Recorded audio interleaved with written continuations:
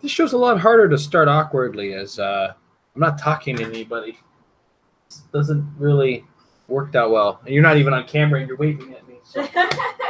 Hey, we're live and we step into the mind of madness. So I'm starting to think that this show is slowly becoming my therapy session, along with my Heroclix building sessions. And I'm probably going to start brain dumping just my week and things I've been up to with you guys lately, because I have no idea about the format of this show. And eventually we're going to run out of things to build for or reasons to build, etc. We'll never run out of reasons to build, though the consistency of the show showing up may be less. Either way, what have I been up to lately? I've been playing a lot of Street Fighter V. Started playing ranked actually this week. It was kind of fun. And started with Laura. Thought I was doing okay with Laura in my AI games, my story games. Turns out I was actually pretty bad with her. So I switched over to Guile, who is an old favorite of mine from the days of Street Fighter 2. Almost nothing has changed about the way he functions, which is good news for me because I still kind of remember how he works. And a lot of the old style combos still kind of carry over. Certain pacing has changed for me for the better, which is exciting, and I kind of enjoy it. So anyway, I've done that. Tuesday, I went to SmackDown, WWE. I'm a big wrestling fan, for those who are unfamiliar. Braun. That was a lot of fun. I love the live show. Had some smarks around me. That's okay until you get to 205 Live. Then I want better people around me. Anyway. It's kind of been what I've been up to this week. But I've also been mulling around the ideas around Heroclix. So what we like to do, what I like to do with the show is start off where we were left off last week, talk about what our plans are going into this week, and see if we can move on from there and see what we come up with. So first thing, I also have some things to address from Facebook, and I will address them early so that we kind of get them out of the way. If you're watching live and on the chat, throw in your ideas when we do get to the build portions. I will check it what your ideas are. Sometimes people will have a suggestion for a starting place, which is okay. I might be able to work with that. But in general, I'll try to address it in whatever way I want to address it. If I have to address the character positively, I will say, hey, that's a good idea, and we'll move from there and come up with ideas around it. If I disagree, I will try to be reasonable about whether or not I think the character is worth the time. And sometimes some people like to throw ideas at me early on. I'll try to be objective about it. And I will take a look at your ideas and go from there. All right. So without further ado, let's get things started on this side of things with where we ended off with last week. So we go to HC Realms and we look at the team that I spent some time thinking about it, is the team I am going to play for the ROC Canada Cup. So teams consist of, and this is one of the more expensive teams I've built. Usually I do try to think about budget, or I will mention whether or not this is a budget team when I'm building it. I can't conform strictly to some sort of budget. Hey, Emily. Hey, Mr. Graves. How you guys doing? I can't conform to a budget because I am trying to be somewhat competitive, but I will try to mention what kind of budget the team is, and this is a very high budget team, as you see. Just about the lowest rarity on this team is probably Mephisto at a rare. Everything else, some sideline things, which we'll discuss in a bit. One other sideline thing. Otherwise, it's like all super rares and chases, which is a shame. Anyway, so we start with the Black Panther from Vengeance War. He'll be making Wakandan warriors. We have on this team as well, I'm clicking on the wrong thing, 2 of the 20-point Groot. Before we get to that question, this is a ruler theme team. 2 of the Groots, Surtur, because I kind of started with my monster base by accident, or I ended up with my monster base by accident by finding out they were all rulers. And then we have Mephisto as a newcomer because he adds prob to everything that's basically sacrificial on my team, so I'm okay with that. Then we also have Dormammu because I'm looking at this as that if I win my map rolls, which with the number of characters I have on this team, 3, 4, 5, 6, 7, 7 actual characters, I do generally win map roll with that much of a bonus. I I am 100% on map with a +7 for my monster team. So it's generally reasonable to expect a +7 to do fairly well, but there are teams like the X-Men teams that can win map against me. Anyway, I've gone on at length about nothing. Dormammu ended up it just ends up being that extra piece that one is another Colossal Retaliator. It actually ignores a lot of powers. Is an area of effect Colossal Retaliator, so it has a massive effect on the X-Men team when included with one of our ID cards. And guys, spoiler alert, that is not Jean Grey's ID card. That's just there for the points. And he's Mystic, so he punishes my opponent for killing him, which is another cool thing. So in addition to getting punished with Mystic's damage, you're going to get punished with my coming up Colossal Retaliation. He also serves a second purpose of being able to reasonably expect to kill another Colossal because he's got a 7 range, 11 attack, and that's pretty reasonable against most of the current environment's Colossals, with maybe the exception of Groot, because you will need a 7 against him unless they perplexed up their defense. Just as a heads up. A reminder for those of you who never remember, like myself, who forgot for the whole first day he was playing with him, Groot has his trait, Origin before the Guardians. If Groot is part of a Guardians of the Galaxy theme team, he has protected out with this game. Otherwise, he modifies his attack and defense by +1. So he's effectively an 11 attack, 18 defense. Don't forget that, kids. I did. All right, and then we also have a Chase Daredevil to make hand ninjas. The idea behind this team, it gives up a few more points, but it creates a lot of bodies and is a lot more board flood than my previous monster team. I do have to test this a little bit more. It's fun, that's for sure. I'm having a ton of fun with this team. The turns I'm still managing to make fairly quick turns with it, even though there's a lot going on. But I do get a lot of time on my opponent's turns to make my turns fairly quick. So that's been kind of working for me so far. Anyway, and there's 2 ID cards on this one. We have, this is actually, the Jean Grey ID card is actually the Harley Quinn ID card.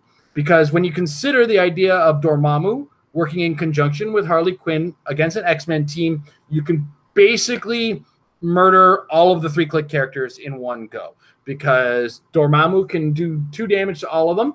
That puts all the Wolverines on stop clicks and the Cyclops on the last click. And then a follow-up energy explosion from the title Harley will do 2 damage to the entirety of that cluster, which should, depending on which version of it you're playing against, should do one heck of a number on their formation and probably kill a good portion of their main attackers. And then we also have a Professor X ID card because the Brood Professor X adds board flood. Or I can, if I don't think I'm going to be able to pull that one off, I can use a rare Professor X to force positioning into my favor. So generally, this is kind of the idea I'm likely to run with. Though, again, the first episode of this show, I kind of said it, I may just play the monster, and I will decide on the episode that I do of this before we go to ROC Canada Cup. Because there will be, we'll have ROC Canada Cup coming up one day, and I'll probably have a Saturday episode where I say, this was my decision, and here is why. And I will explain myself. So there is that. When I posted on Facebook, though, a couple people had some comments and some ideas, and I want to share some of them. I will try to be objective as I usually am and, reasonable about things. And the first one I want to address is Mr. Braden McCooey has posted a team, and he called it Pog Rush. And the team is the Unseen, 2 Pip the Trolls, 2 Overdrives, 2 Groots, 2 Carnages, a Symbiote, a Wolverine, and a Cyclops. Now, I have a couple questions in regards to the way this is listed. And then I have a couple questions about the team itself, and I'm going to be basing on a lot of assumptions, and Amber is waving at the quarter at Mr. Braden. So, the first question is, why do we have so many characters but not that many characters? Carriers and not that many characters. Because Overdrive is capable of carrying 4 characters at a time, if I remember correctly. Pip Patrol is capable of carrying 2. If you play with the 2 Groots, they're colossal, the 2 Groots will each be able to carry, or to bring out 2 characters. That's 4 characters, so that's 1 Overdrive covered. And the way I'm reading this is that you have 2 Carnages who won't make characters until they Colossal Retaliate. If I'm reading this incorrectly, and the other possible assumption is that that's a second that's a symbiote token coming from the Carnage. Okay, cool. I like that. But it's still, covered by Pip the Troll. You end up having Pip the Troll and an overdrive in there. You've got 75 points, which could be better served making more characters, in my opinion. Again, I might be reading this wrong, so bear with me, as this is just an army sheet that I'm staring at to work off. There's also a Wolverine and a Cyclops ID card. Only person, of course, being able to bring him in would be Unseen, so don't lose that guy, which is... It's easy to say I shouldn't lose it. Then done is another question, because as we discussed today, there are characters that can get around a lot of those powers. And a follow-up like 2 damage Pulse Wave could do a number on him. I don't know. It's hard to say. I don't think you should consider Dormammu as a major threat, except for me. But this is fun. Don't get me wrong. I'm just going to put it on the screen so people get a good look at it, see what I'm looking at here. But I personally think you could be better served with a different way of spending one of that overdrive and one of those Pip the Troll points, because there's a lot put into not enough being carried, or not, like, it's too much extra without having extra with which to use it, if that makes any lick of sense. The other thing to consider with this as well is assumed losses. Assumed losses is something I'm very careful of when I come up with ideas similar to yours. I have overdone things before that when you end up having dead weight, the dead weight becomes even worse when you neglect to think about assumed losses, and all bystanders should be considered assumed losses. That's why I kind of like the idea of Mephisto on my team, because all of the bystanders that the Groots make are assumed losses. I just assume they're gone. They're as good as gone, but I'm hoping they do something before they die. And if all they do is die, Colossal Retaliation is on the way. They've served their purpose.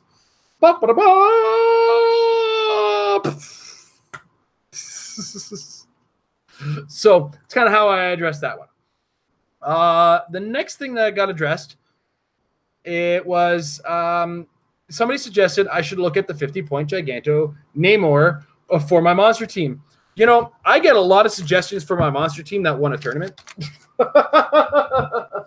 So I'm very stubborn about taking suggestions sometimes, but I will take. Let's take a look at the character myself, because right now, mostly because I haven't, so I do have to give it that kind of a benefit. So 50-point Giganto Namor, 18 defense with invincible and leadership. It's got the ability to use energy explosion with a range of 4. When they use it, after resolutions, hit characters given an action token. And then it's got Colossal Retaliation on the last click. And then super strength, and when they are given a move action, after resolutions, destroy all adjacent pieces of blocking terrain, and then they can use quick at no cost. Holla at Mr. Clicksfix. Now here's why a character like Giganto kind of goes past my point of interest on my team.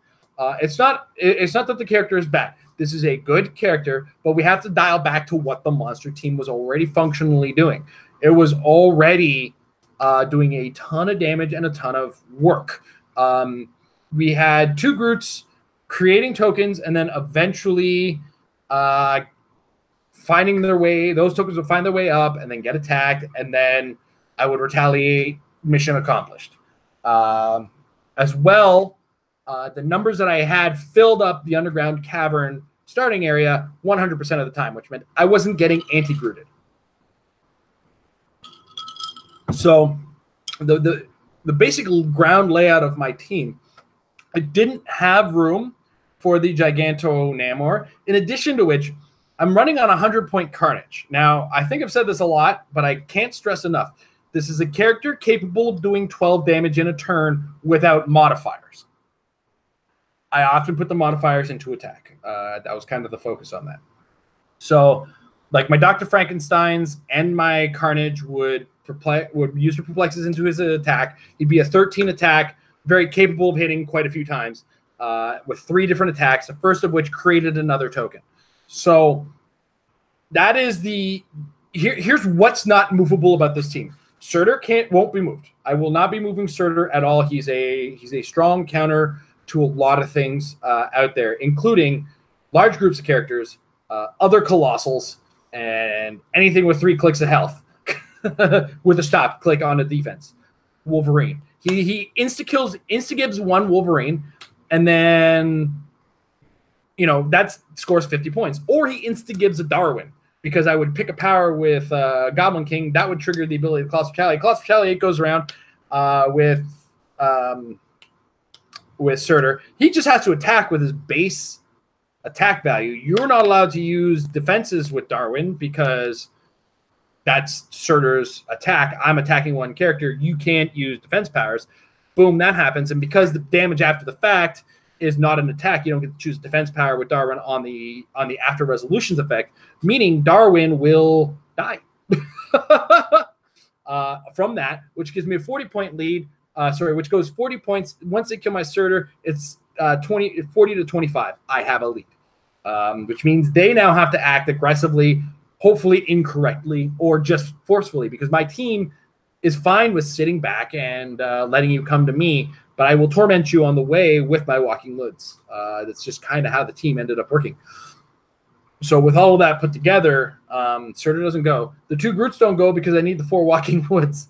Then the 4 Walking Woods fill the board for the most part, or at least because I always choose the Underground Cavern, fills all these choke points or creates a bunch of choke points that make it hard for a lot of teams to get by, and then they will eventually use their flurry to hopefully great effect with a little help from Goblin King should they need it. The 2 Dr. Frankensteins are keeping both the Goblin King and the Carnage alive, in addition to having Perplex. And so when we got, and Goblin King adds an additional Perplex and another possible prop. When it comes down to it, Monster is a generic theme team. In addition to being a generic theme team, it's a generic theme team, which means I get a map bonus, but I don't get a prob bonus, which means I still need to provide my team with probability control. If you look through the monster keyword, I got bad news for you. Probability control is not a common power amongst it, which means the Goblin King fills a double support role in additional damage or perplexing, as well as probability control on a flyer. If I need to defend myself fairly well from a single attack, I can choose Invincible. The most damage he'll take is 3. Great. I can heal him now with free actions for my Dr. Frankensteins, who are still 100% effective. And then there was a Super Friends sideline beside this. So, as you can imagine, if you look at what the team does, Giganto Namor doesn't fit into anything I think the team needs. And that's why a character like that went past my face. I'm looking at the down now and remember looking at him, but I've already got 2 leaderships, which is a role fulfilled by my Groots. Quake is a cool power, but not a necessary power for my team. Apologize. Sometimes my notifications will come through, and because I don't use headphones for this particular show, computer noises, I apologize for that. He does have a stop click, which is great, but so does Carnage. And so basically, fundamentally, Giganto Namor doesn't add anything to my team that I feel was missing, other than adding action tokens. But if adding action tokens was something you think I needed, you miss. Like I think what gets missed about my team is things don't survive when I hit them. It's an important part of my team that kind of gets missed a lot. Is that it attacked very well and did its job fairly equally and fairly evenly. Again, not poo-pooing the Giganto Namor, great character, but it's one thing to say I like this character. A character's allowed to be good, but not fit into the strategy. And even though he's a monster themed character, he doesn't fit into the strategy that my team had. Other people have used Giganto Namor. Other people have used Giganto on the monster theme team. That comes down to a point of preference, how you want to use it. I personally preferred focusing on getting as many possible attacks as I could with the Carnage, while adding extra board fill with the plasticity pogs, and having a Carnage with a reasonably deep dial, who is also, and I can't believe I'm about to say this, I'm saying this is happening right now, he was easy for the Dr. Frankensteins to heal. There, I said it. I haven't said it since the days of pre-card era, but Carnage was easy to heal because his defenses are stupid low. And the general idea is the 100-point version takes a lot of attacks to get down to the stop click. And then once he's at the stop click, he's very easy to get back off of that stop click.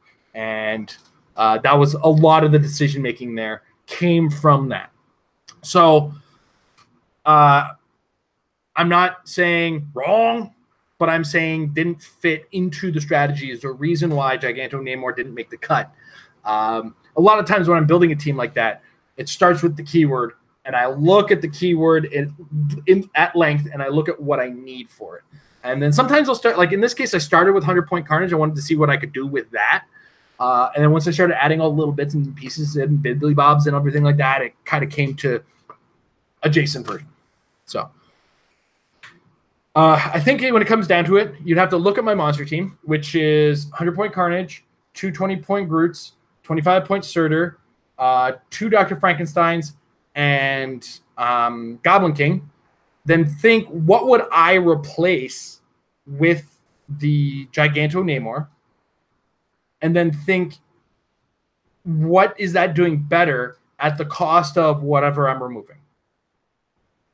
So, cool. All right. And then as well, Braden McCooey wants me to address Thanos in the Thanos Copter. Hey, I actually own that, so I can spend a little bit of time on that. I don't mind spending some time on that. Is that on HC Realms? That would be super helpful. Otherwise, I have to find it upstairs, and I may have to deal with that later this week. No, here it is. All right, so we got the cube-powered Thanos Copter, which we will open. You know what? I'm going to have 2 windows to quickly open for this because fighting with this, oh, geez, Louise. You know what? I'm going to look at the Thanos Copter because I believe the cube-powered Thanos Copter is, I'm going to say it now, not an option in the 300-point competitive field. When you're doing the math on that, no, that it's cool, but it's not happening. I'm sorry. That's just going to get blown out of the water, to be brutally honest, as in addition to, just kind of what it is. So let's actually look at the Thanos Copter. And then while we got, I did that thing that I didn't want to do. So let's try this again. We're going to open that, and then we're going to open Thanos and that. They have this little share button on the HC Realms that does a lot of really cool stuff, which is you can open up a new window and directly share and link somebody to a specific figure. It also allows me to have multiple tabs with the same character open, so I don't have to go searching through the bars. Also, Jamie Fejeron, can you use Colossal Giant Reach with 3 with Quake? It seems as though you can. Yes, you can. So enjoy that. That's a fun thing to do. All right, so let's start with our look at the Thanos Copter. So with the Thanos, actually, you know what I should do? I should get all of its point values ready to go.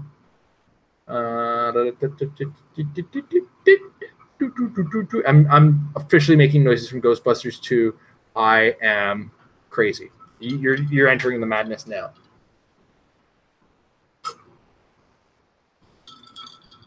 All right.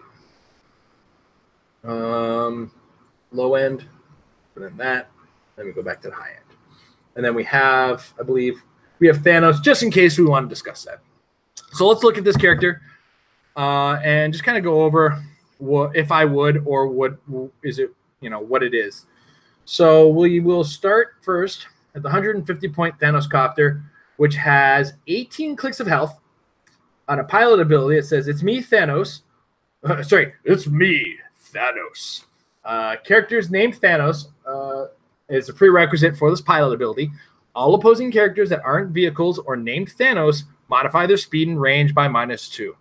Very cool. And I believe that is on all of the point values.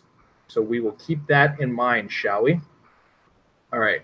So we got an 18-click dial with toughness at the top dial. But again, 18 freaking clicks. That's a lot. But it does go down by down 8 clicks on its lowest point value, which I think is going to be the one we look at. But we take a look at this quickly. You need stats in there because the attacks and damages are non-existent, so it's going to be based on the driver. So we look at the 100-point version. We lose 4 clicks. It's more of the same. but it still had we still have the prerequisite pilot power. Here we go. We are now currently looking at a 50-point character.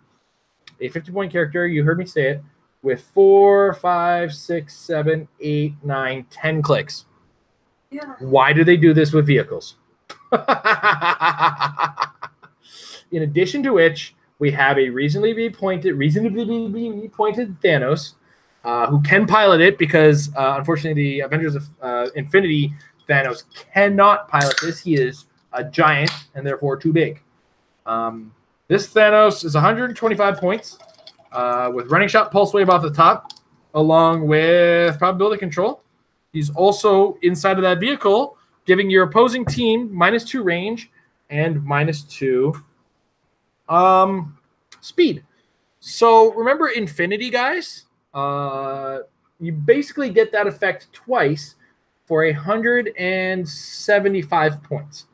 In addition to which, we're giving Pulse Wave and 3 damage, or Pulse Wave and Probability Control, 10 attack, 3 damage to this vehicle. So now we're looking at 10 damage, 10 attack, 3 damage with possible Pulse Wave, possible Probability Control, and still maintains its running shot on the first 2 clicks, sidestep, and so on and so forth. As well, even once you get through this 10 clicks of damage with 50 health, or at 50 points, you have 125 points, which is either on click 2 or 3, depending on how they roll their vehicle roll. And click 3, I don't know if you want this click up there, because it has Power Cosmic. It's got a special defense power, which is a stop click with invulnerability. Not a threat, not a super threat, but it does come with a special damage power that gives it the Power Cosmic team ability, Perplex, Probability Control, and +2 range. So you will have an 8 range out of this guy. Gross. And then you have to deal with this after you've spent 10 clicks of damage on 50 points. Anybody ever wonder why I use that Carnage? This is the kind of stuff that says why I use that Carnage. All right. So if we look at this objectively, you can be a complete and utter trash bag and include this Thanos with this Thanos copter with an Infinity at 250 points. And you're running a cosmic theme team. I don't know if you know, but that's a team that's okay. I don't know if you heard. I'm starting to sound like Edward Sheldon again. I don't know if you heard, but Cosmic is pretty popular right now. And 50 points, you can go pretty far with it. You can throw, I don't know, 2 Groots on there if you wanted. I'm going to let you guys yell at me about saying 2 Groots again. Anyway, this was not going to be a cheap team. We started off with a Colossus, with a con exclusive. But yeah, so there's potential there if you don't like making friends. Or you're looking competitive. Yeah, this team has some oomph. There is some oomph to it. I'm just kind of getting my face back on. I don't know why I want my face back, but actually what I'm going to do now, I'm going to clear the original build. I'm going to start with something because, yeah, you could do 2 Groots and a Flora, or you could do 2 Groots and 2 ID cards. You could do, there's a lot of potential still there, and lots of room for Super Friends, because that is your sideline if you don't have a full sideline. Ladies and gentlemen, if you own a Super Friend, they are now your permanent sideline friend. I don't care which one it is. If you have a full collection, that's when you have to start making choices. It's, you know, it's either here or there. It's up to you as to how things go. So I'm once again getting things plinging at me. And that means they're plinging at you. I could probably mute my speakers because I don't need my speakers. I don't need to hear me. I can hear me. Yeah, so there's a lot of room with that Cosmic team to work on. It's not going to be the team I want to build right now. So hopefully, Braden, you got a cool idea to start off with. If you have Infinity and you want to go extreme, imagine the look on your opponent's face when they realize they have -3 range and -3 speed on their team. Hope they brought sidestep. I seriously hope they brought a lot of sidestep, because that's the only way you can move in that kind of environment. Kind of brings you back to Turtle, eh? Remember Turtle, Amber? Turtle was a fun character. If you were playing it, witnessing your opponent try to suffer through it, that was almost as painful as using it. I'm just attempting to pull up where we're going to start from today, because this is a team that isn't a secret. This is a team. Actually, when we were talking about the WKO, I had recently won. One of my opponents was also my driver. He played this team very well. This is a team him and Amber have been running since Canadian Nationals. And I want to kind of discuss it, and then excuse me. I want to discuss it before I start talking about the true crux of what I've started this particular episode, and what we're going to run on for the next couple episodes, which will be, what am I doing for my wife? Amber, I love her. She's a great player. She's been playing for a long time. I have to lead with the nice stuff, Amber, because I'm about to say you're the worst team builder I've ever met in my life. Oh, I am. There we go. She agrees. So I am not a bad husband, guys. I'm a good husband. I'm just an honest husband. This is a team that the both of them used. Aiden to a fantastic effect, like I said, at the WKO. He made the top 8, which he felt really good about, and I do love that he got there.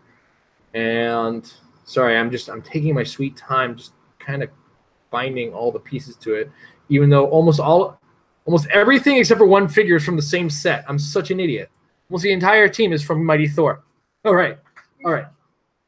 So Amber is going to insult me from the sideline while I'm making her team. And I'm going to tell her that the team that she's going to be using is better than the other team, and completely lie to her as I hand her 30 thugs.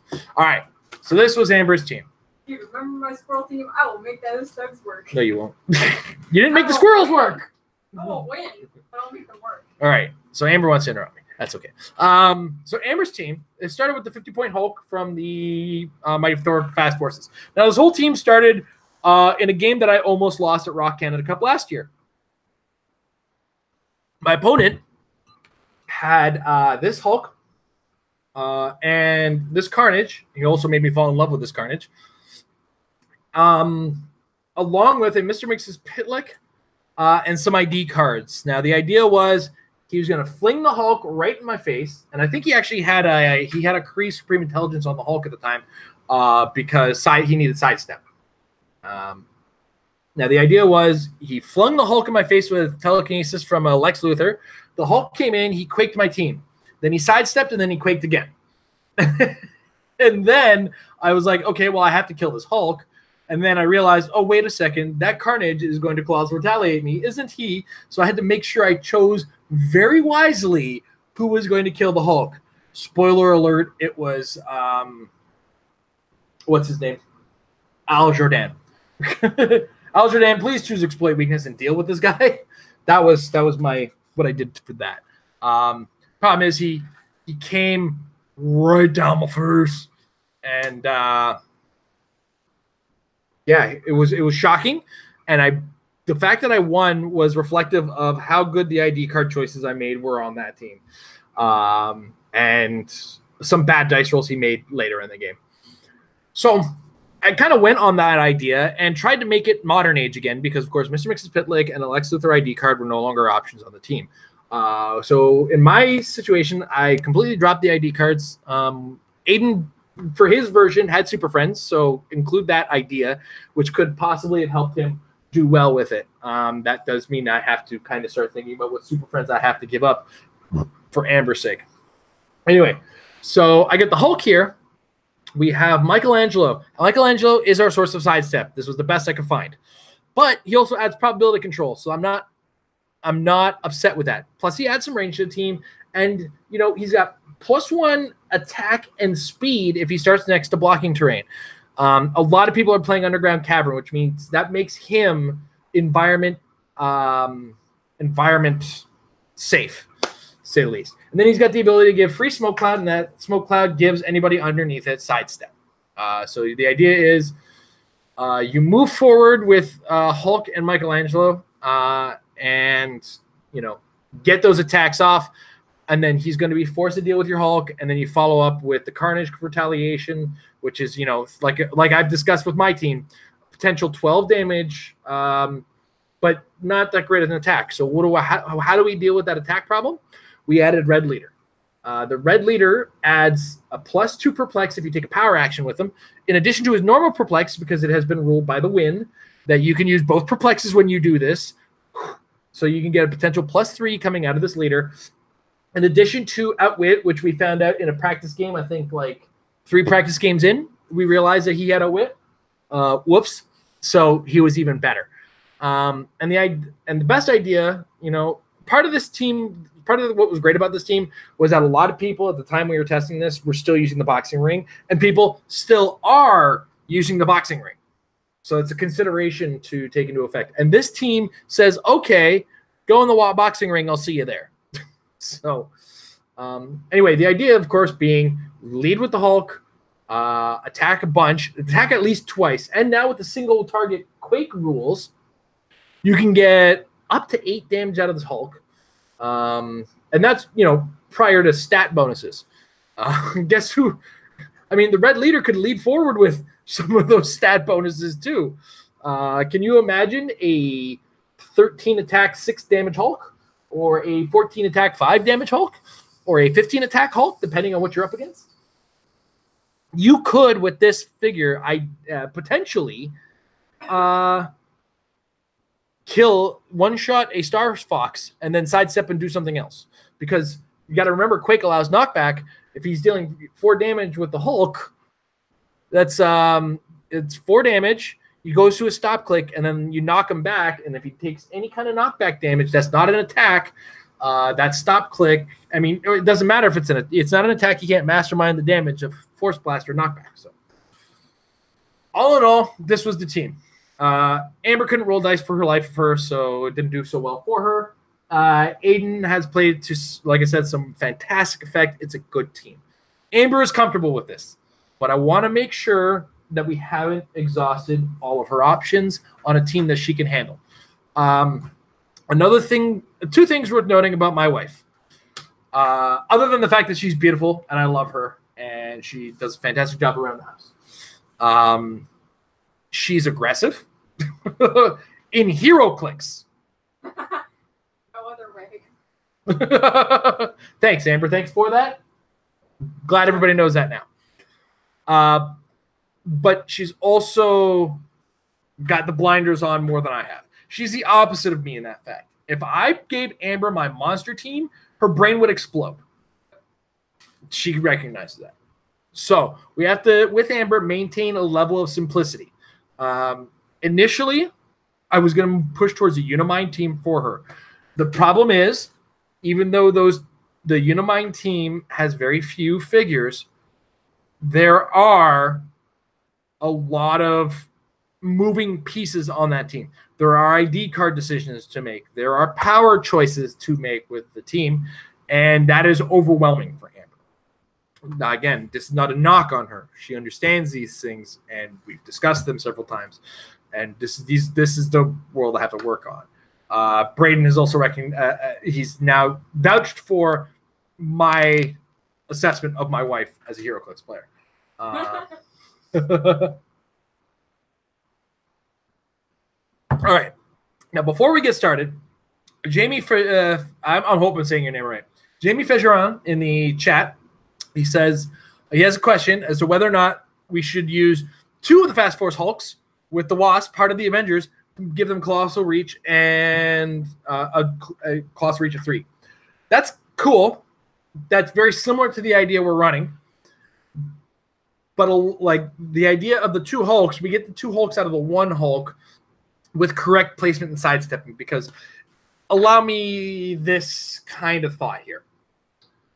I could, with Amber's, with the team that we built for Amber, have the Hulk move up first with the Michelangelo, okay, and have him carry the red leader and outwit something. This is just for the sake of argument. And I hope Amber is very carefully listening to this action here. So I move up with the Michelangelo, but to a place where the Hulk, one square away from where I want the Hulk to attack from. And what I do is I move the Hulk to the square I want him to attack from. He's now got the probability control. Hopefully we've pre-perplexed. This is an important fact. You get up there, and you do your attack with the Hulk. All right. Now, the Hulk does have to break away in order to sidestep. Or does he? You see, because now I've placed the Hulk in a position adjacent to Michelangelo. So what I do is I pop the smoke with Michelangelo. I have Michelangelo now carry the Hulk into a position where he's not adjacent to an opposing figure. And then I sidestep with the Hulk after that. And then I get my extra attack, because that's where I get the extra Quake attack from. So I haven't had to break away. I have just effectively used the positioning, intelligent positioning, in order to allow me this particular action. And it's like, this is guaranteed to happen. In addition to which, a 3-square giant reach just adds to the extra reach on him, which is effective and cool. But I don't feel like the extra reach that you're getting out of the colossal reach is enough to carry on from there. That is what we like to call an alpha strike. You go all in, and then your Hulks are just there. Because one thing about that Heart of the Avengers Wasp is that is a title ability. I believe, I might be wrong. I'm going to check beforehand before I say anything. That ability is her -3. So she starts with 5 title tokens. And if I use that off the first ability, we're down to 2. Now I can use a +1, which is each time an opposing character is hit this turn after resolutions, modify that character's defense value. Wait, that's not right. Is that right? She's got 2 +1s.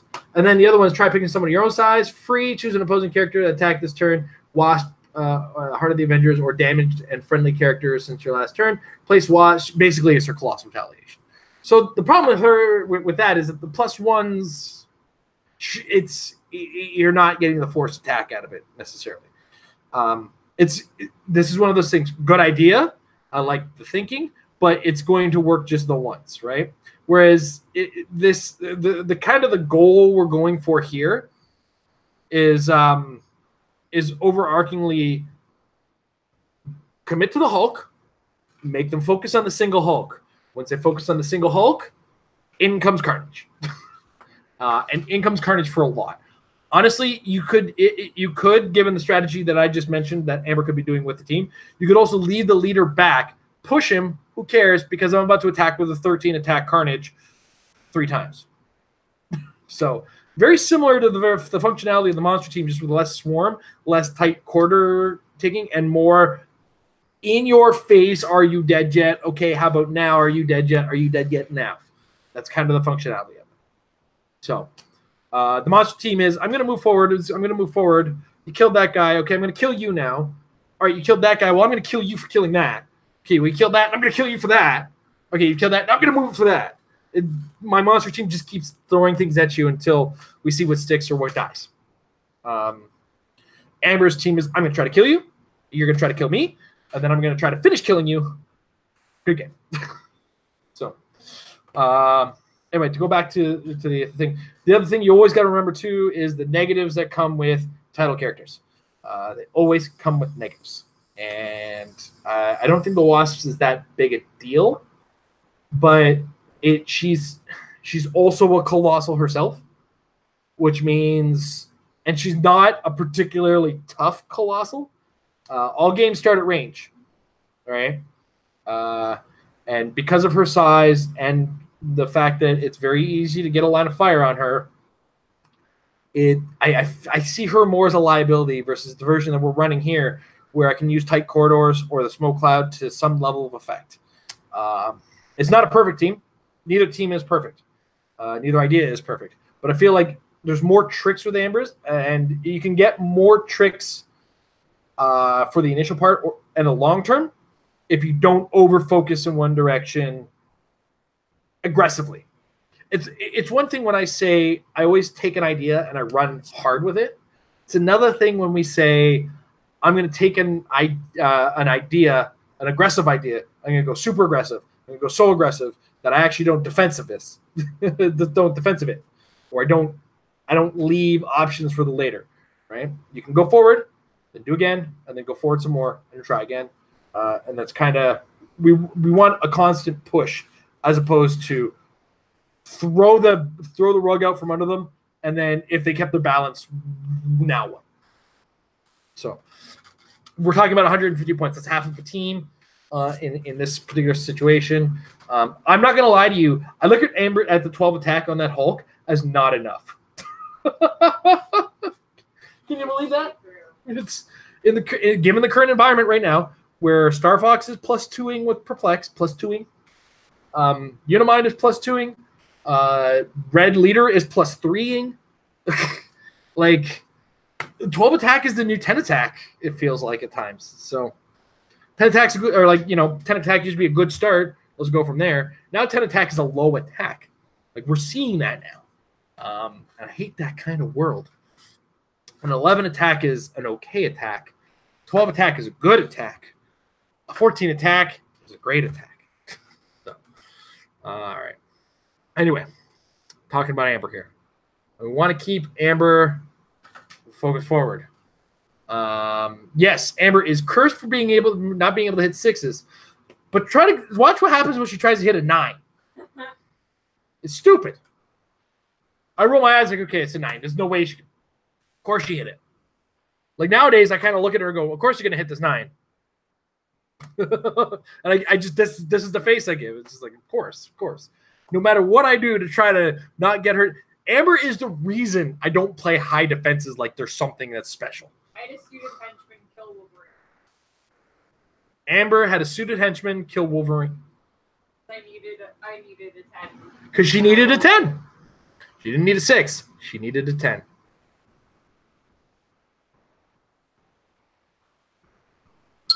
All right. I apologize. Taking some time to think. So, talked at length about what Amber has been playing. So we got to look at this type of strategy. But I look at this and I say we need something like this that has a keyword. And the reason I say this, you don't need the prop. You have Michelangelo for the prop. That's not the problem. The problem is she can't win the map. Yeah. And this team, it needs the underground cavern. I have been building too many teams that need the underground cavern to work. Because unfortunately, guys, the underground cavern means you get to play Heroclix again. Because guess what? Heroclix is a strategy game. Now, what we could do, Braden does suggest the Thanos Copter, Star Fox, and Lockjaw. Possibility. Let's actually, you know what? Here we go. Let's look at this and talk about it. It's like 3 massive. Okay, so the problem number 1, and we're talking about, this is why I am a psychopath, by the way. Lockjaw is a pick of power. Amber's brain can't handle that. Love you. I love you. Love you. It's all right for you to say that I have mental issues that don't allow me to think like that. She has mental issues that cause me mental issues. I'm under duress here. She's threatening me with no food. Anyway, so Lockjaw kind of all right. I have to test her with Lockjaw. If I was going to test her with Lockjaw, I'd be testing her with Moondragon instead, because Moondragon and Lockjaw are a great combination together. Apparently, as I have discovered from her. Honestly, when Lockjaw first came out, I paid no attention to him because I didn't win him. So I tend to not pay attention to a character I don't know. I now currently own a Lockjaw, which means I now have to pay attention to it. And there was a weird interaction because unavoidable damage doesn't how do I put this? Unavoidable damage doesn't trigger his removal of tokens. It's a weird rules loophole where unavoidable damage isn't damage or something, or is damage and only damage, but not damage when it comes to triggering things. Don't ask me to explain it because that was the best explanation you're going to get out of me. You would need Jay for something like that. All right. So anyway, we got Moondragon's special damage power. Free. Modify a friendly character's damage +1 this turn. When that character makes an attack this turn after resolutions, deal 1 unrolled damage to a friendly character. So not necessarily the character you gave that to.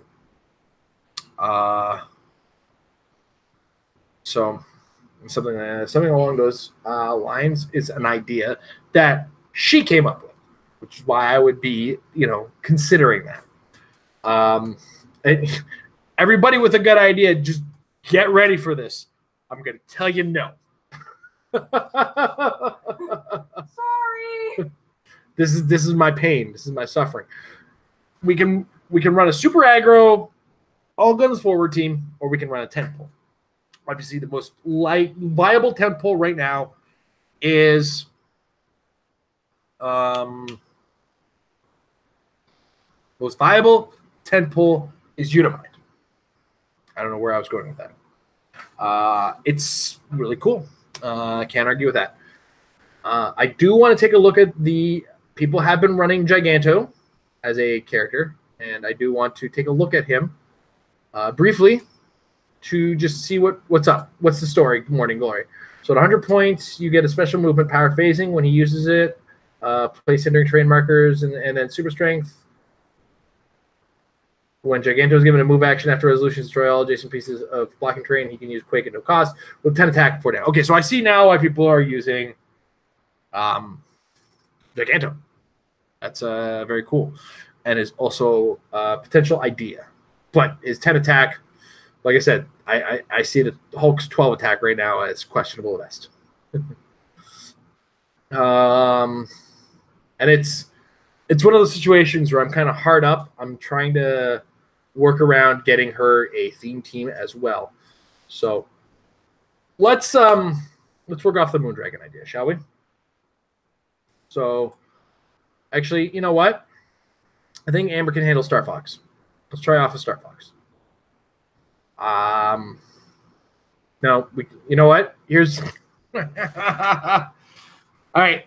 Double back a second.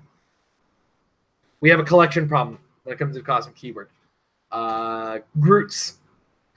Generally need them in plurals. We only have the 2, and I have claimed them on just about every team I built. I love you. So we're kind of hard up on that one. So I have to push myself away from the cosmic keyword. Monster, again, like I feel like Groot might actually be too much of a mainstay in my head right now, and I have to try to get away from it. And I'm having that problem right now where my personal preferences kind of bleed into attempting to build for Amber, which is why both my team and her team had a 100-point Carnage. My personal preference at that particular moment was the 100-point Carnage, and running with him was the key. I may kind of nudge Amber in the direction of the Shredder / Sandcap. Sorry, Emily, you might be stealing your team for Amber. Direction. Amber doesn't like using what people are using, but when I have to build for her, she has to suffer that conviction away. So, Goblin King Thanos Copter. We go back to the pick power problem. Speaking of the cosmic keyword, why doesn't Space Leo work? It's how do I put it best? The odds of it working are drastically lower than you give it credit for. is the first problem. You have to win the dice roll to get rid of the object. That means if they tie or beat you on that roll off, they win. In addition to which, in the environment where we sit in, Space Leo just doesn't have the oomph that he had when he first started. Because when he first showed up, there was no Everything was equipped there was no, what equipment is his thing. Space Leo works against equipment. It's not everything was a resource. Oh no, it was possessions. Because possessions became equipment. Yeah, and that's why he was considered. Yeah. And then possessions disappeared, and equipment is now king. But then you got 75 points on Leo, and then why am I spending 75 points on Leo when I can spend 75 points on Infinity and affect their entire team for the entire game, win or loss? Space Leo can just not pan out as well. For 5 extra points against Star Fox, right? It's better spending of points exists over Space Leo. And 300 points, 75 points is a quarter of your team. And a quarter of your team is a lot. Where were we? We were saying Space Leo. We're gonna go Moondragon, Nova. Moondragon and Nova are both great attackers. Nova, I think, doesn't do well in the he's a sealed beast. I'm never gonna deny him that. 150 points. 11 attack. If he moves at least 6 squares, you can use energy shield deflection until your next turn. Friendly characters with Nova core have protected outwit. He's pretty friendly to himself, so he's protected outwit. That down, please. And then he's got on his second, on third, and fourth. He starts with hypersonic. It's cool. He's penetratable. He's also half of your team. 150 points.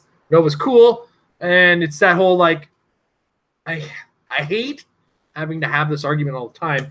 Is there something better than that point value? Yes, unfortunately there is. Character. Here's the thing. Amber is 90% more likely to use the team she's already been using. That's a 90% case. We're trying to spend a little bit of time on that 10% maybe thing on what we might do. And I can't even find a starting point, to be 100% honest. And I've looked at things, and then every time I come up with a team, the back of my brain goes, no, we're using that. No, we're using that.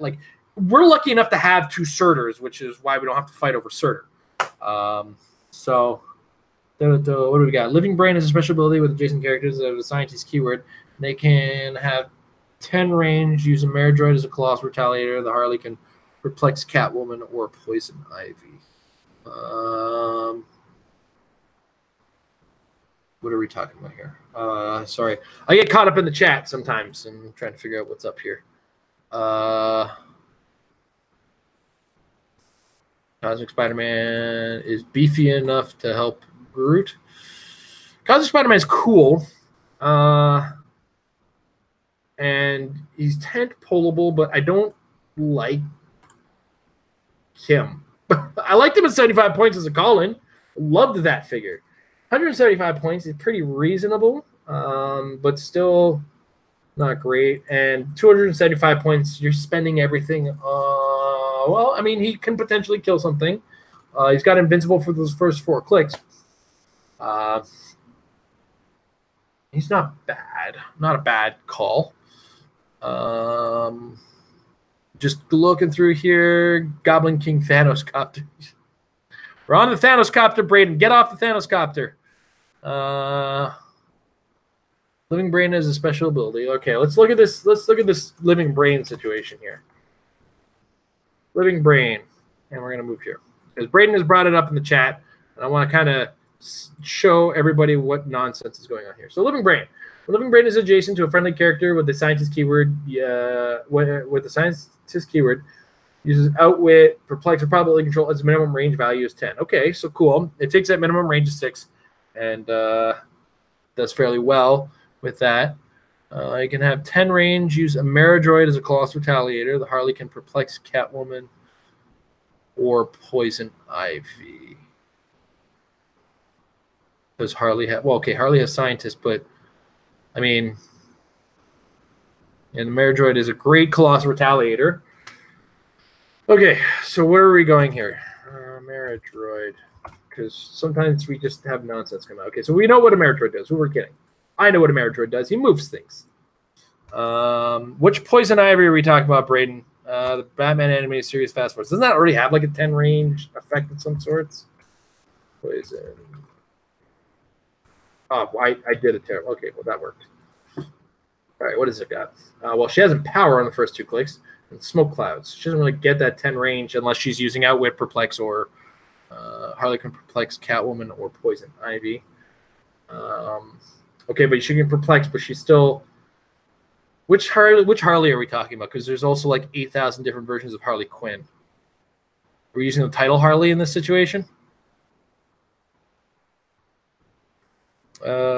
Pip Patrol has a Cosmic Taxi with the Infinity Stone. Yeah, he's a pretty cool character. I like. He's a neat taxi. No problems with that. Scourge Primes. So, Scourge. You know what? Scourge was one of those ones. We had this massive influx of stuff all of a sudden that I didn't get a chance to work around, and Scourge was one of those ones that I thought was pretty cool. Asgardian Brute Warrior. I apologize. This episode is just way off the rails. Free once per game. Generate the last laugh marker on the square. Same square Scourge occupies. As long as Scourge occupies the square with the last laugh marker, he modifies the defense +2. Takes a maximum of 1 damage from attacks and can't be moved or placed or by opposing characters. And he's got a 7 range with 2 targets. Does he get anything other than the +2 defense? And then deal Scourge 1 unavoidable damage and heal a friendly character 3 clicks. All right. So Scourge is a cool character. And the +2 defense can go a long way. A 20 defense is pretty solid. There's a lot of +2 perplexers right now, so the defense can be kind of negligible. His attack is not fantastic. And unlike the other one, you can't really... Oh, no, the stop is a stop and then free, deal 1 unavoidable damage to him, and then heal a friendly character 3 clicks. So, okay. You got Range Combat Expert, which could help the attack value a little bit, but not much. He doesn't come in with willpower until he's taking all of the damage. So if you're building a team around him, you do have to kind of devote some of it to keeping him frustratingly alive. And as a result, you have to accept the fact that you do get a +2 defense against your own healing. So you have to find non-support based healing in some way, shape, or form. I think there's some characters that have free action. I'm not going to commit to building an entire team for him. I'm just going to offer up the considerations with him. So think about those as well.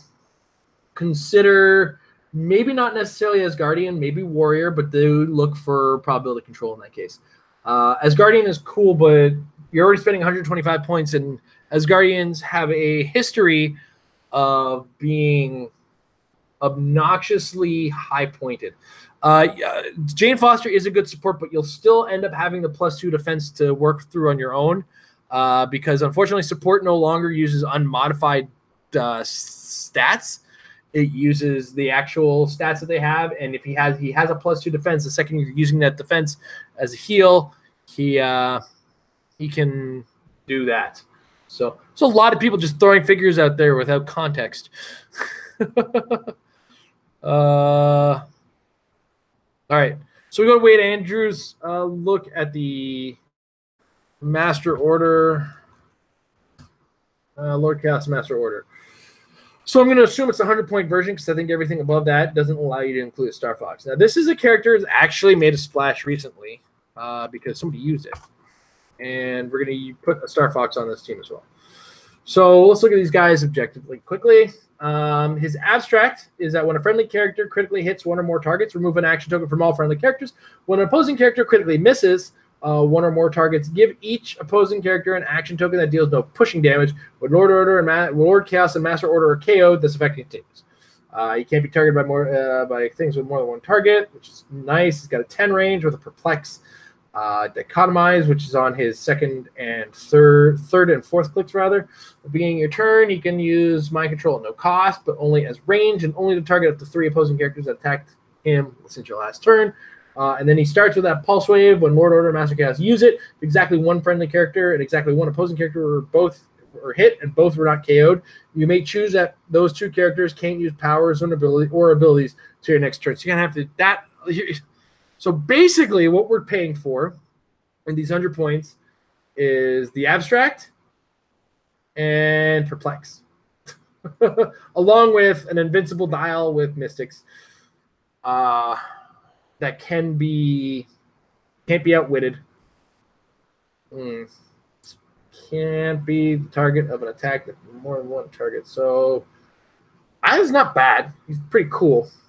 Then we move to Star Fox, who is, of course, can't be the target of attack with more than one kind of thing because of the cosmic entity thing. Fourth virtue, Flurry, once per turn. When Star Fox attack roll has a 4, after resolution, heal each friendly character 1 click if they are adjacent to another friendly character. He's also got the Stop Mastermind.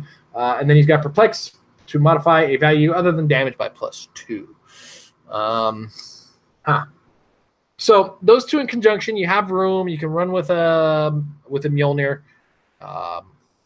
These are all kind of the things you want to work with. Of course, I suggest Groot because we're already working on a cosmic theme team, right? I cannot stress Groot as a member of that team. Cannot stress enough as well that Lockjaw could be an option as well. In fact, Lockjaw and a Groot would go a long way towards this team, and a Mjolnir to just add super effectiveness to Star Fox. I haven't even included ID cards yet because Lord Chaos and Master Order would probably be better served using some kind of ID card as an ID card battery. In addition to which, I wonder. Okay, I'm gonna go out on a limb here. I'm gonna do something crazy because something's triggered in me here, and let's see what we can do in this case. But once again, guys, this is not a budget team. Unseen is also a very good option and also a good ID card battery. But I'm going to go in Amber's direction first. We're going to go Star Fox Moondragon because why not? Tell me I can't. I didn't think so. All right, so here's my thought process. I can get +2 attack, +1 damage. And then I give him a dog. We're at 235 points. Now, of course, this is a team that needs this. This is just a given. Assume Mjolnir with Star Fox. Now, Moondragon also has her own flurry. Right? Yeah. And where we're standing right now, once again, do want to consider a Groot. If I have to buy an extra Groot, I'm gonna have to put a second. One of the kids isn't going to college.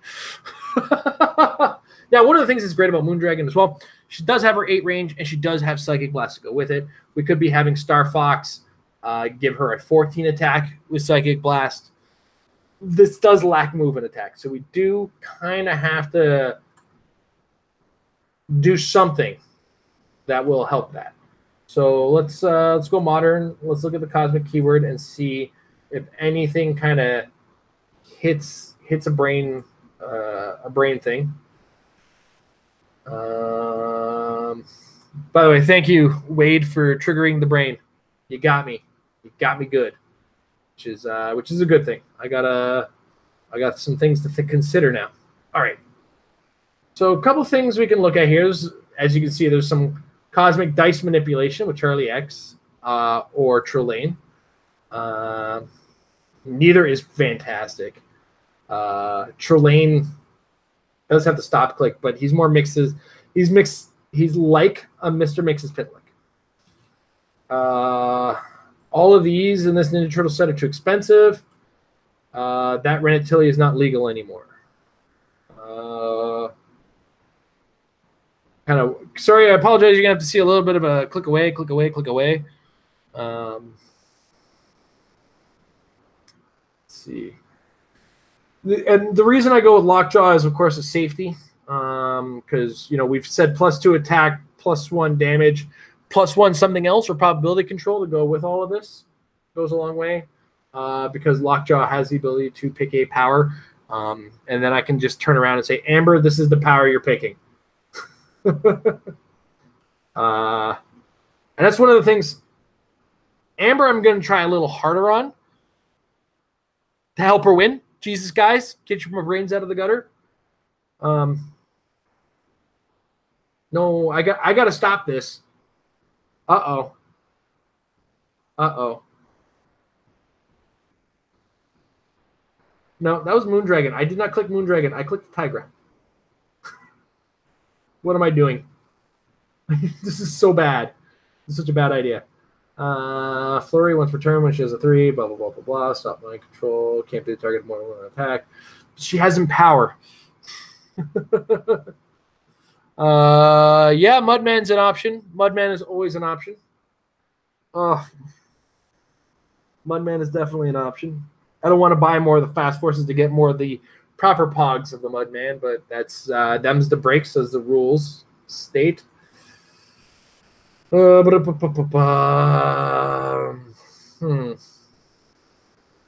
see. Oh no, that's it's too much, unfortunately. That's also way too many points. Trying to muddle my way through this, and here we go. Here's another cosmic option. Mangog. Cannot avoid a Mangog as a possibility. Because of what torments it could lead to against an X-Men team. And then, we from here, we're at 25 points. We could throw in a Mudman and an ID card. Again, we're at the expensive team or a point. This, ladies and gentlemen, is why I live in an apartment still, not a house.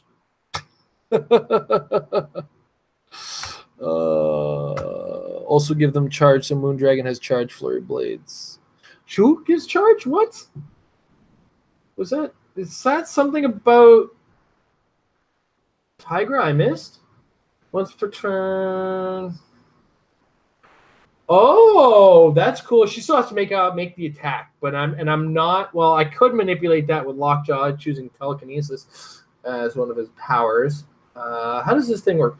Choose a standard power and then roll a d6 and do stuff. Interesting. Could choose TK, push forward the one of her dice would have to be a 3, and I'd have to put the problem I'm running into with this team is I'm looking at this and I'm saying Amber has to pay attention to this.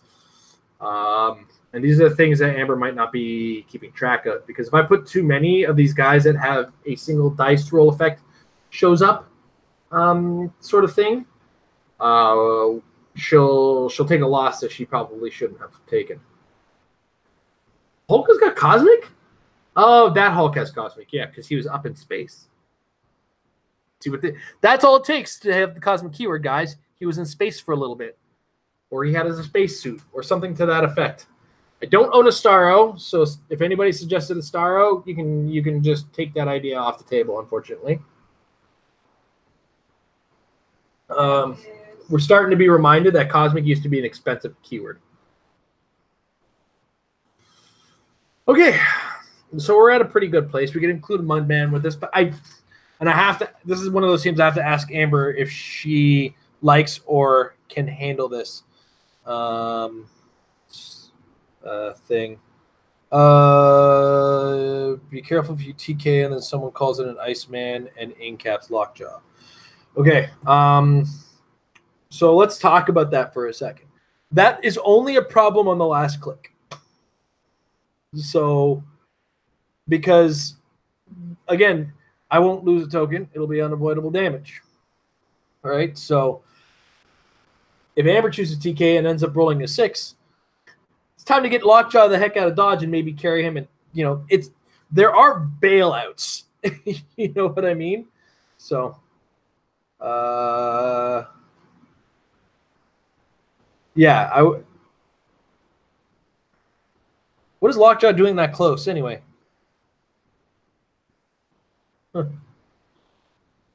That's one of those things. Is some people I fall for this sometimes, and then I step back and go, wait a second, how is this occurring?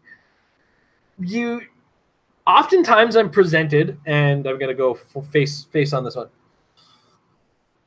Oftentimes you're presented with this, but what if this happens? Okay, well, let's look at why is this happening? How is this happening? What are the situations that made this ridiculousness happen? And why would I not just protect myself from this, right?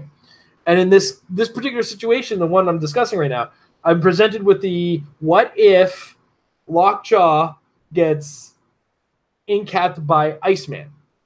All right, neato. At worst, I'm going to take 1 damage because Lockjaw lacks the willpower or power cosmic in any way, shape, or form. So he will take the unavoidable damage caused by pushing. So unless he's on his last click, who cares?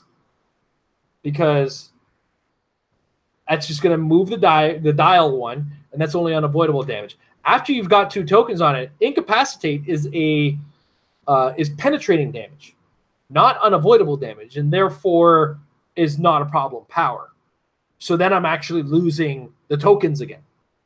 So as far as that edge case scenario I've been presented, the way I see it is this is a team that I'm currently sitting on my screen on the other side here, where I have 3 characters who can fly, and Lockjaw is not – 2 characters who can fly, and a Colossal who cares what he's doing. He can be a carrier until I'm attacking because his Colossal Retaliation is going to be a free action anyway. And what will end up happening is I'll be able to carry the Lockjaw into safety if I find myself in an edge case scenario. So, but at the same time, this is all based on the idea of using Lockjaw to TK Tigra. We've kind of stepped away from that. When Lockjaw is probably going to use probability control in most of his cases or something else. And Star Fox is going to be perplexing. Moondragon's going to be giving extra damage and then popping the damage over to Lockjaw, who goes, I'm a good dog. I'm going to take the damage for you, buddy. Yeah, so I don't think that's really a concern anymore. One of those things you always gotta like. I get caught off by it, and you got to get caught off by it. And this is part of why people challenge each other when we're coming up with teams. It's like, okay, but what do you do in this situation? Because for one, your instinct as the player against your friend or other player is, this is what I'm going to try to do. And then my job as the player presenting the team in the first case is to go, okay, but here is the ideal situation I'm going to present that shouldn't allow this to happen, or this is why this is not a problem to me, or this is how I'm going to deal with this. So these are like this is what you present. This is the rebuttal, and this is the rebuttal to the rebuttal. And actually, that's when you should be tossing out your team, is when the rebuttal to the rebuttal has no answer, or you don't have the correct answer. And that's when you start to question your team and go, have I found either a weakness that is important enough to deal with? Is it enough of an edge case that I have to worry about? Is that a bad play problem that I can avoid? These are all the questions you have to ask if you don't have the answer to the question being presented. So never get caught off by the, well, what if you do this? Or what if this happens? Okay, well, this is what I do. And if you don't have the what I do something else. Or reconsider what you have. Trust me, nobody doesn't have this problem when you're building teams. And the questioning of what if X happens, if it's a very specific scenario, then don't worry about it. Like what if character 11A is in slot B13 and you are in slot this square. Whatever this square is, don't be there. Because that's an edge case problem that you are aware of and has been brought to your attention. So don't be there. Is what you have to tell yourself. So that I apologize if that sounds attacky. Sometimes I go off on a tangent and my tone changes, and I'm not trying to be mean, but I'm being mean to the mean me who's being mean to somebody else who's being mean. I'm not being mean to the question in the first place. It's a question is raised and then I start scenarioizing because that's how I answer things or how I come up with ideas and things like that. And scenarioizing is it's a made up word, made up like seconds ago. You can timestamp when I made it up. Scenarioizing. What's the matter with me? I'm making words up now, Amber.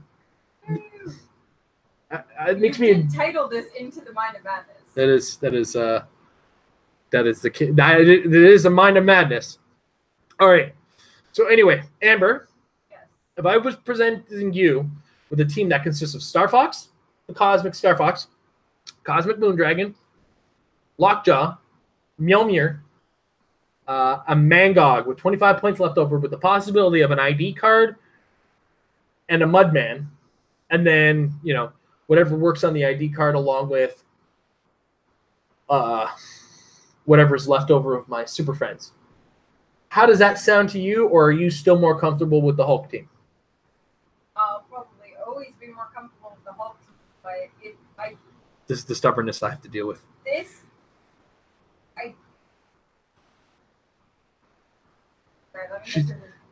She's making noise. She's very focused on the turn-based Final Fantasy game she's playing. I'd have to play the team to understand what it does. So what Amber just said is she'd have to play the team to understand what it does. So here's what happens from here. I give Amber this team, and she has one bad game with it because it's her first game with it, and she's got no idea what it does the first game.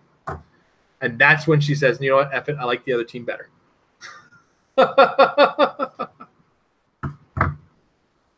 Which is fine.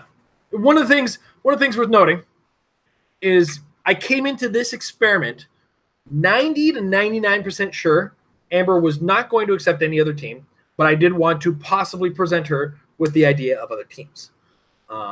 If I was to present Amber with a team that I think she could use comfortably, it would be copy pasta of Emily's team that she won a WKO with, or sorry, probably the one she played in Canadian Nationals.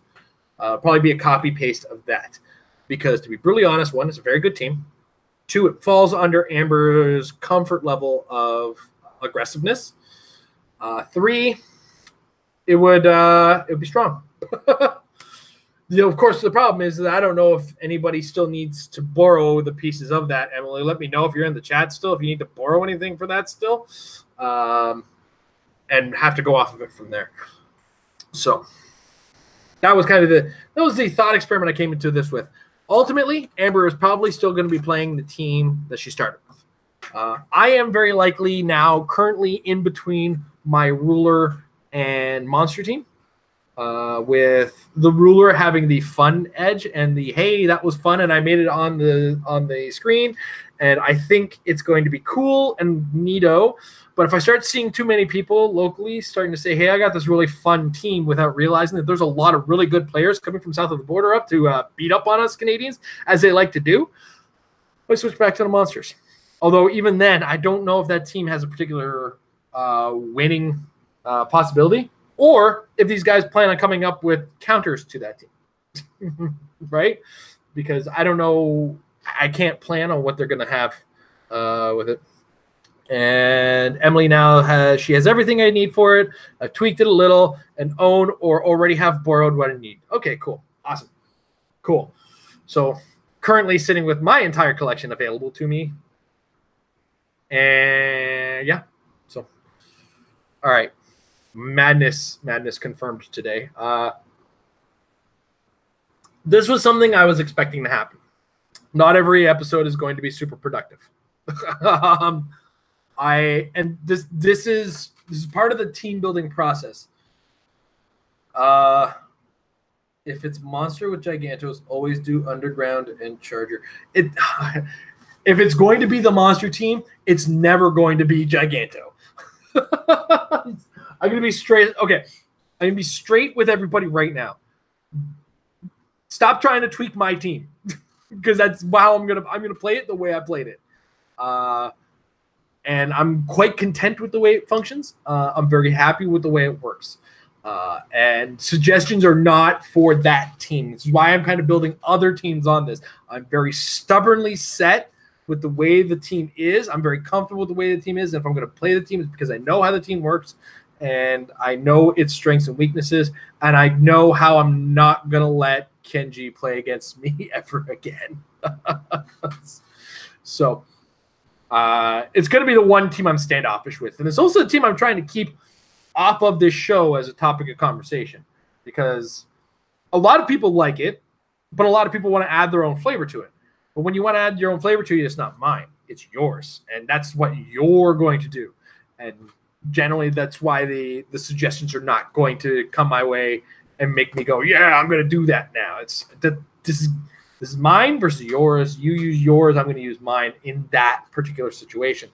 Or I'd suggest testing out your version of it, because I want to I look at a lot of the suggestions that come my way in regards to Giganto, and I see why people like him, but I need people to understand why I like Carnage more. But I also do understand that not a lot of people have Carnage based on the price point that he sits at. So I am patient with you because I understand that you have Giganto and want to use Giganto. Test him, see how he works.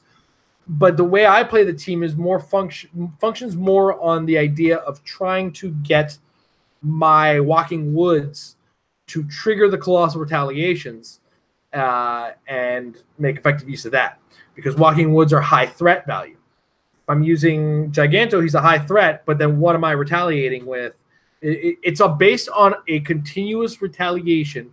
And as that continuous retaliation, I love how I'm live, and all of a sudden on my Facebook, somebody pings that they need to borrow something after I've said, oh, look, I'm not loaning anybody anything.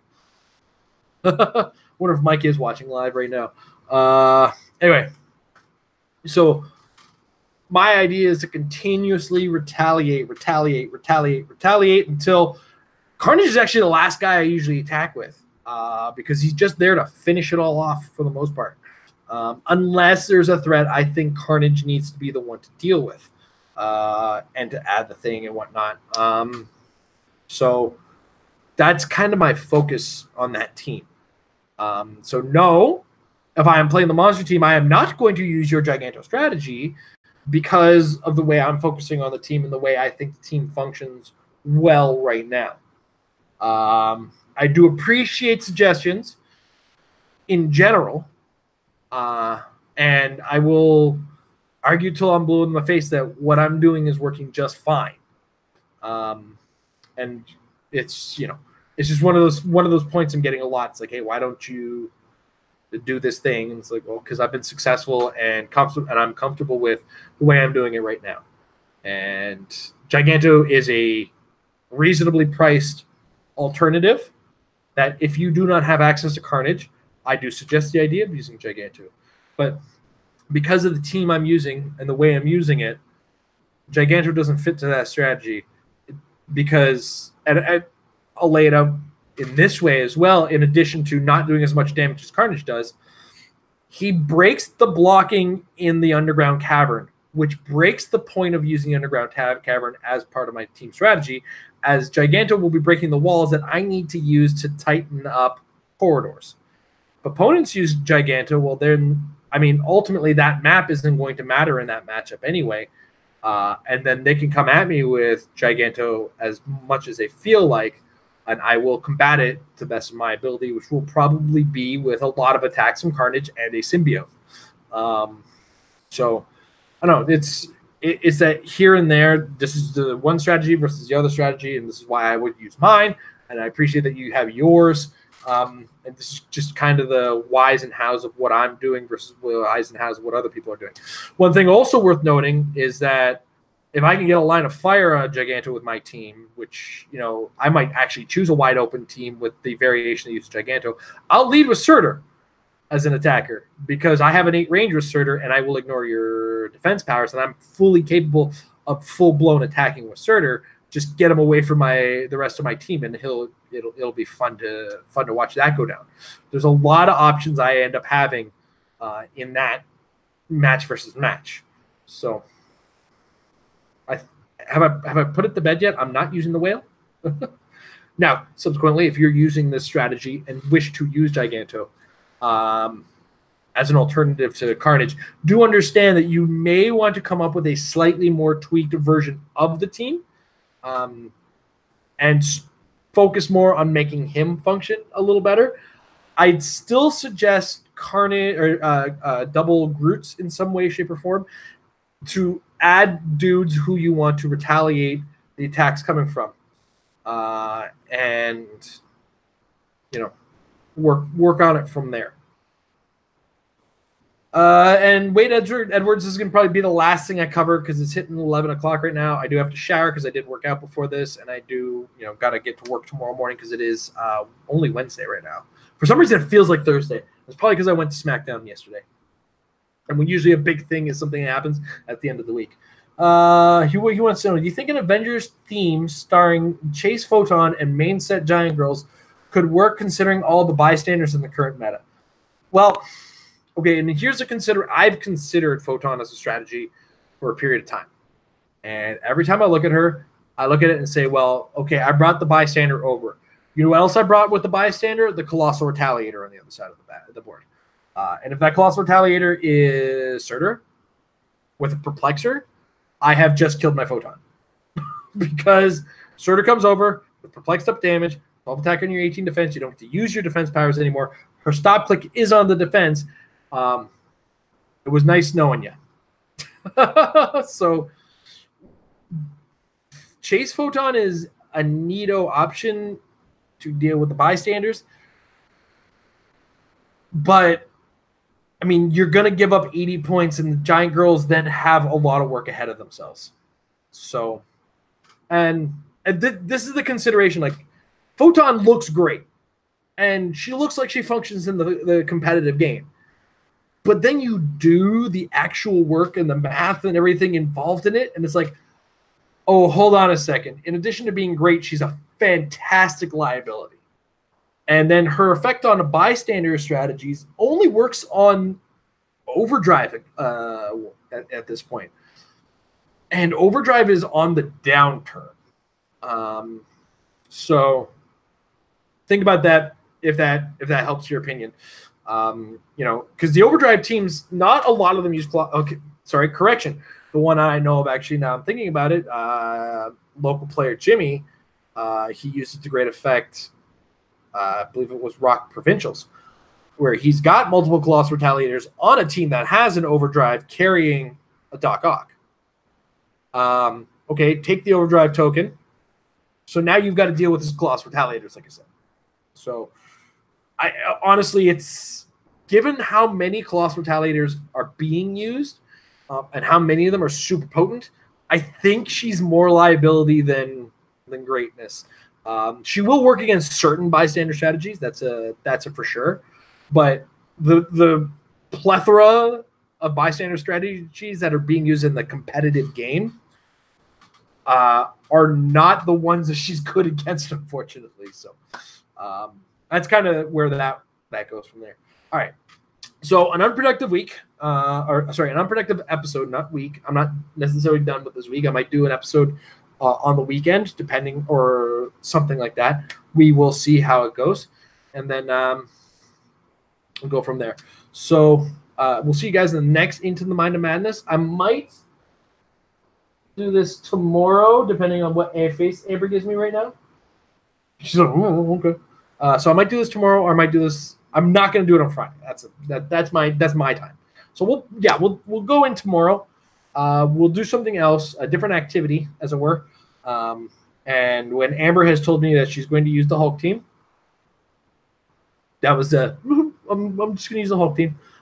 We moved to a different thing, and I think what I will do is I'm gonna open up to you guys, the viewers. So tonight I'm gonna put a post on our Facebook, facebook.com/marriedwithclicks. Keep an eye open for that, and I'm gonna look for suggestions on characters. I'm gonna pick the one that I want to roll on, and then I will also try to cover as many of them as possible as to why I didn't want to do it or why I chose not to do it. So let's do that. I will see you guys on the episode tomorrow, and we'll talk. I think that episode, tomorrow's episode itself, could be pretty eye-opening as to, why choices get made as far as competitive play is concerned. But I don't want to answer that just yet. We'll just go from here and take the episode on there. So thank you for joining me in my nonsense. I apologize that nothing came of today's episode except a lot of my talking. I will see you guys tomorrow for more of my talking, more of my nonsense, more of my madness. I hope you guys have been having fun with this. If you have any comments, questions, or concerns, please put them in the comments below. We'll try to do my best to address them all, either in the next episode or in the comment section itself, depending on what I think is necessary. So like when we saw all the comments about the poison ivy, we had to go, okay, let's talk about this. So we'll move on that from there. Other than that, I want to thank our channel sponsors, MajesticCCG.com. Check them out at MajesticCCG.com/Apex-Insiders. $3 a month gets you access to some of the great minds of Heroclix and some of the mad minds of Heroclix, including my own.